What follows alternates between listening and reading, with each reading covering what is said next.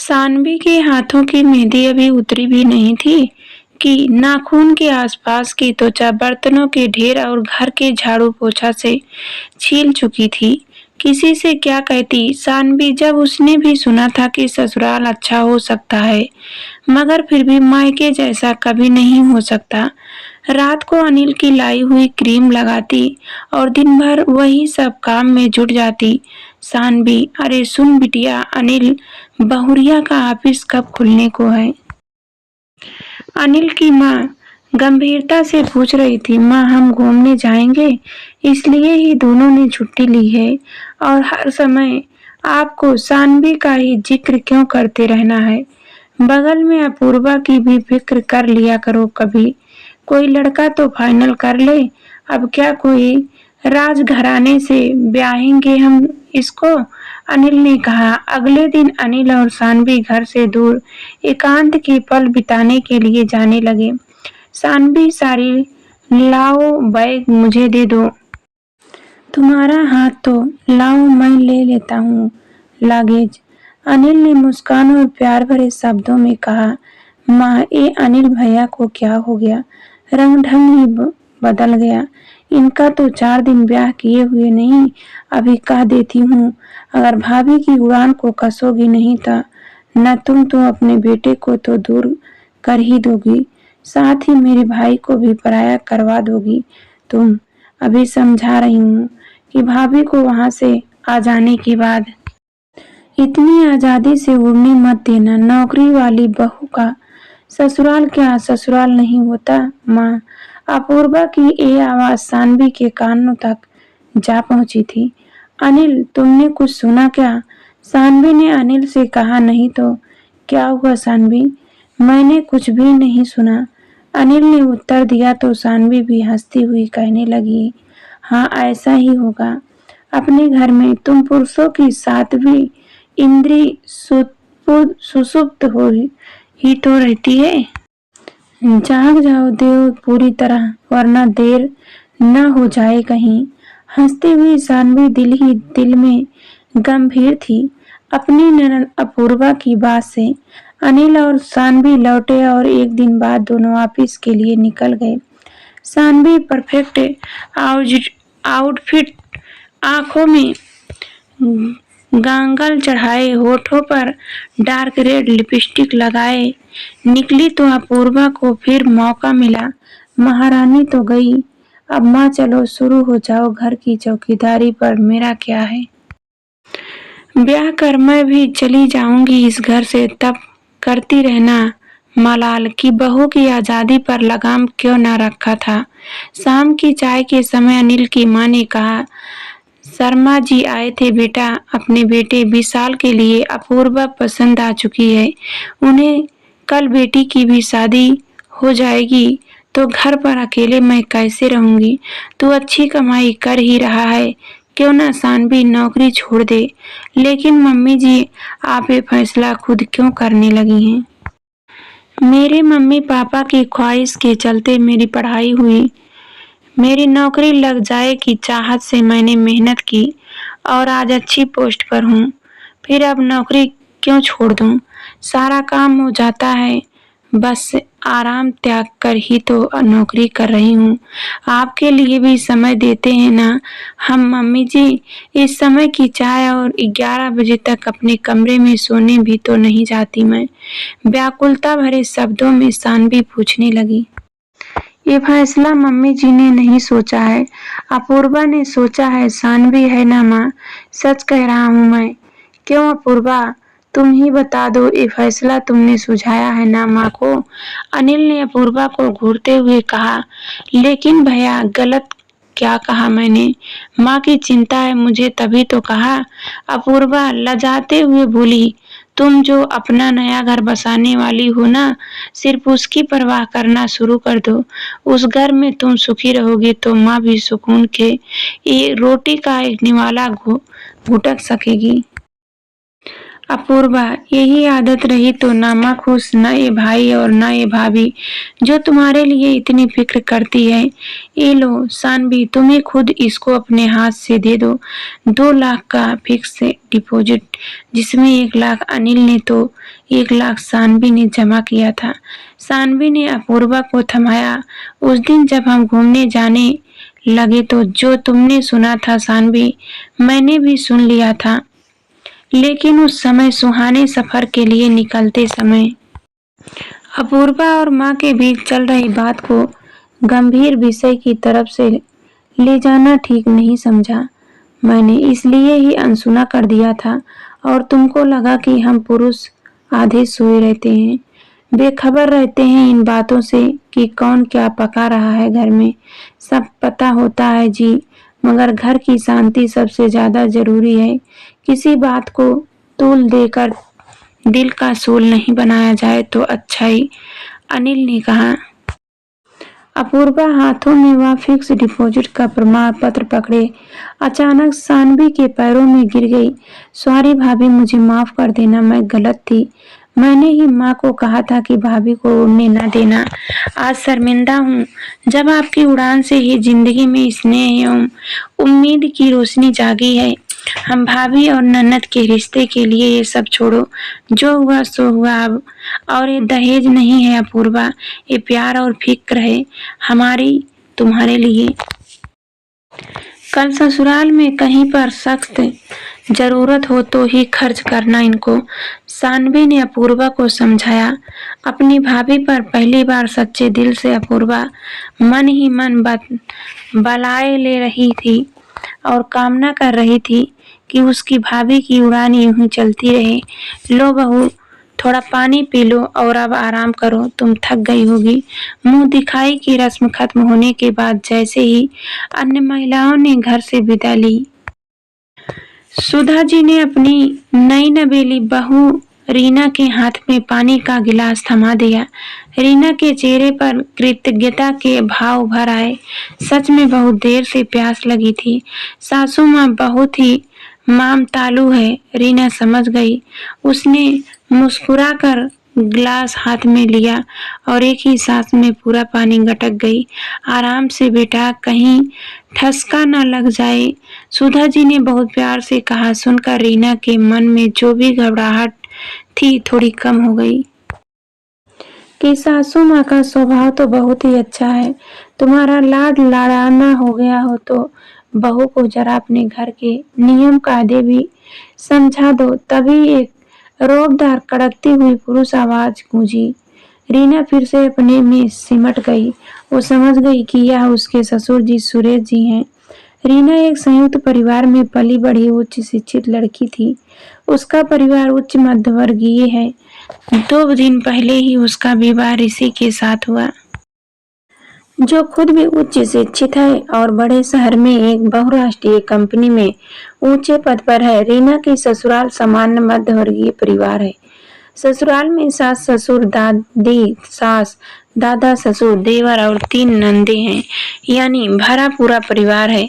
ऋषि सबसे बड़ा है, बाकी सब देवर ननद अभी कॉलेज में पढ़ रहे थे।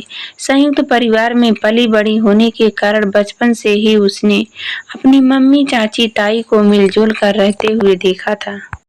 दादी थोड़ी सख्त स्वभाव की अनुशासन प्रिय थी, पर बिना वजह की परंपराओं को कभी थोपते नहीं देखा। घर में हमेशा एक सौहार्दपूर्ण वातावरण होने के कारण उसे भी वैसे ही संस्कार मिले थे। सुधा ये नई आई है, अभी से इसे अपने घर के कायदे समझा कर रखोगी तो सभी के लिए अच्छा होगा। ससुर जी गुर्राए। जी हाँ, वो मैं बताने ही वाली थी। सासू माँ की साहमी सी आवाज आई। कब? जब 2-4 कायदे तोड़ देती तब क्या? नहीं नहीं जी, बस बता रही हूँ। कुछ पल पहले ही रीना की खुशी मानो कफूर हो गई। ससुर जी तो बहुत सख्त मिजाज है। कोई बात नहीं, उनकी उसकी दादी भी तो है, सोचकर उसने अपने मन को समझाया। घर में बड़ों के सामने पल्लू लेना, धीरे से बात करना, जोर से हंसी मजाक न करना, सबके सामने ऋषि से बात न करना, बालकनी में खड़े न रहना, जैसे कई नियम कायदे उसको बता दिए गए। रीना घोर आश्चर्य में पड़ गई। आज के जमाने में पढ़े लिखे परिवार में भी ऐसे कायदे और हाँ बहुरिया। सबसे जरूरी बात, सुबह 6 बजे नहा धोकर ही रसोई में प्रवेश करना है। फिर घर के हर सदस्य के पैर छूना है। उसी के बाद कुछ और कामकाज। ससुर जी ने कड़कती आवाज में हिदायत दी। रीना ने चुपचाप सुन लिया और पर उसके कपोल पर 2 बूंदें लुढ़क आई। मायके में तो चाय पिए बिना किसकी आंख ही नहीं खुलती थी और दिसंबर महीने की इतनी कड़कती ठंड में सुबह 6 बजे नहाया सोच कर ही उसकी कपकपी चीज छूट गई। पर ये तो ससुराल है। अगले दिन सुबह 6 बजे ही रीना नहा धोकर तैयार हो गई। दादाजी, दादी जी, ससुर जी और सासू माँ उठ चुके थे। उनके पैर छुए और किचन में आ गई। घर में अभी तक उसके अलावा कोई और नहाया भी नहीं था।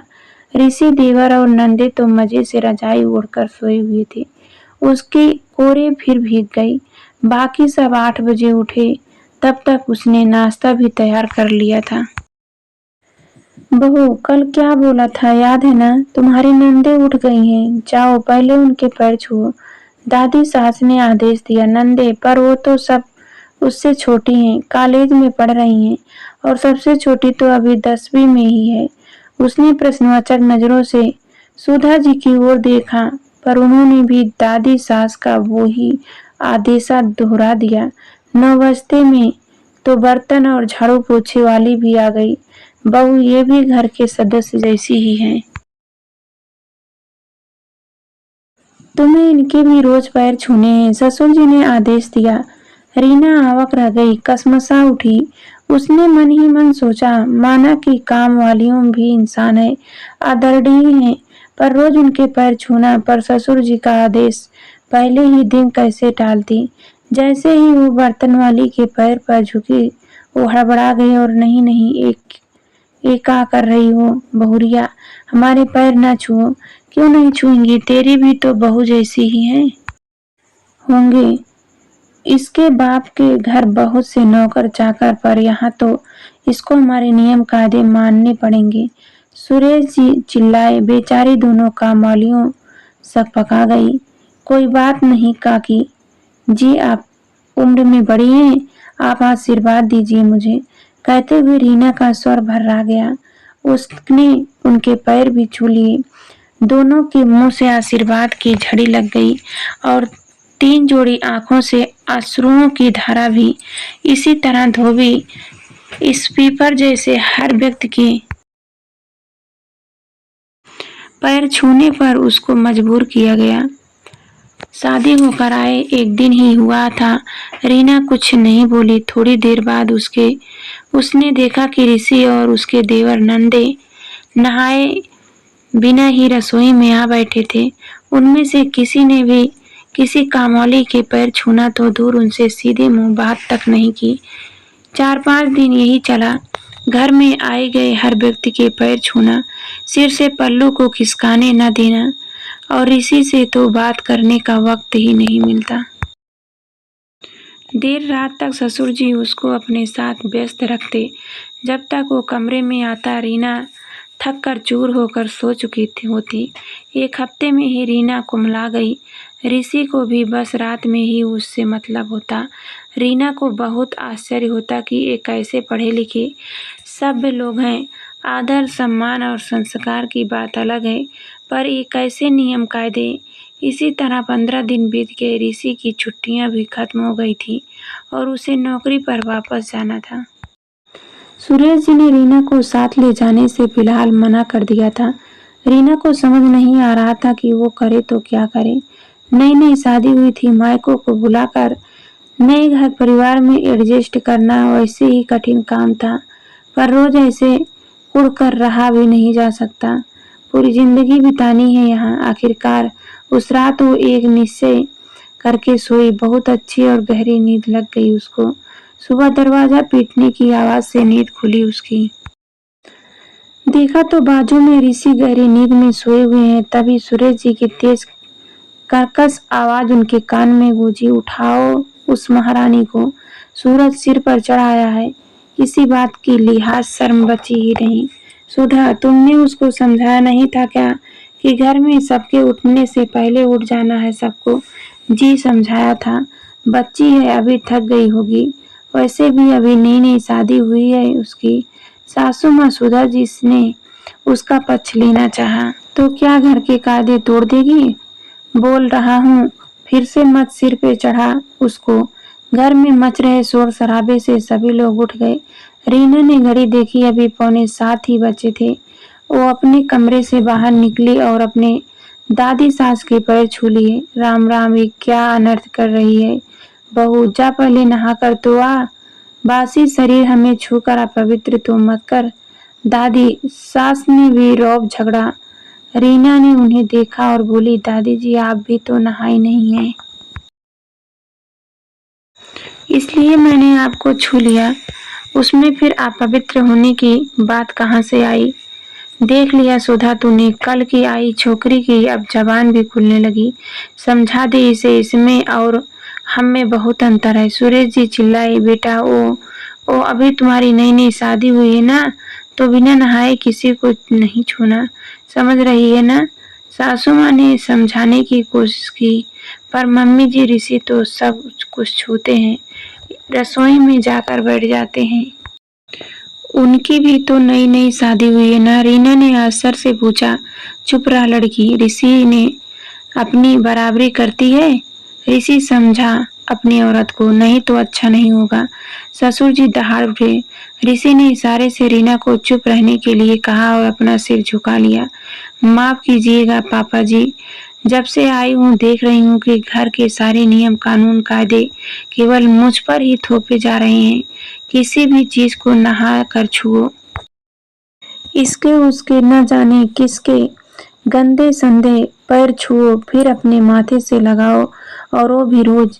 घर में इतने सारे लोग हैं और कोई एक क्यों नहीं करता? देवर जी और ऋषि कामवालियों, धोबी, स्पीपर वगैरह के पैर क्यों नहीं छूते? क्यों उनके लिए वो घर के सदस्य के समान नहीं है क्या? इतने दिनों की सहन शक्ति अब जवाब दे चुकी थी। रीना एक ही सांस में सब बोलती चली गई। मुंह चोरी करती है हमसे। बताऊं तुझे ऋषि, जरा इसके बाप को फोन लगा और बोल कि अपनी बदतमीज लड़की को आकर यहाँ से ले जाए। सुरेश जी अपना आपा खो बैठे। घर में सब सहम उठे। सुधा जी ने रीना को चुप रहने का इशारा किया। बस अब बहुत हुआ पापा जी, अब और नहीं, मैंने कुछ गलत नहीं किया है। हाँ बुलाइए मेरे पापा को, और जिसको बुलाना हो बुला लीजिए। अगर मैं गलत हूँ तो जो चाहो मुझे सजा दे दो, पर अब ये अन्याय मैं नहीं सहूंगी। जो घर के बाकी सदस्य करेंगे वही मैं भी करूंगी। जो मेरे लिए नियम कायदे हैं वो सबके लिए होने चाहिए। रीना दृढ़ स्वर में बोली, छी भाभी, हम क्यों नौकरी करके पैर छुएंगे? कुछ भी मत बोलो। अब तुम चुपचाप रहकर तमाशा देख रही। तीनों नंदें एक साथ बोल उठी, इसमें छी वाली क्या बात है? अगर वो मेरे लिए घर के सदस्य हैं तो आपके लिए भी है ना? मैं भी इतने दिनों से सबका कर ही रही हूँ, तब आपको ये ख्याल नहीं आया? रीना की बात सुनकर सन्नाटा छा गया। ये बेटियां हैं और भूलो मत कि तुम बहू हो। दादी सास ने चेतावनी दी। तो क्या हुआ दादी जी, मैं भी किसी की बेटी हूँ और कल को इनको भी कहीं बहू बनकर जाना ही पड़ेगा ना। फिर ये भेदभाव क्यों? बहुत ज्यादा जबान लड़ा रही है तू। मैं तो तुझे बहुत लाड करती थी, पर ये बदतमीजी नहीं चलेगी तेरी। दादी सास भी गरज उठी। उधर सुधा जी और ऋषि को तो मानो कंठ मार गया था। दादी जी, मैं आप सभी की बहुत इज्जत करती हूँ, पर आप खुद ही सोचिए कि ये कहाँ का न्याय है। सारे नियम कायदे केवल घर की बहू के लिए। मैंने बहुत कोशिश की, पर ये भेदभाव अब मुझसे सहन ना हो पाएगा। रीना फूट फूट कर रोने लगी। रीना को ऐसे रोते देख एक पल को तो मानो सबको सांप सूंघ गया। सुधा जी ने सुरेश जी को ओर देखा। उन्होंने गुस्से से मुंह फेर लिया। सुधा जी रीना के पास आई और प्यार से उसके सिर पर हाथ रखा। तुम सही कह रही हो बहू, घर के नियम सभी के लिए एक जैसे ही होने चाहिए। तुम में और मेरे बेटे बेटियों में कोई फर्क नहीं है बेटा। आज से जैसे ही तीनों बहनें रहती हैं वैसे ही तू भी रह। सुधा जी की बात सुनकर रीना ने अपनी अश्रु भरी नजरें उठाई।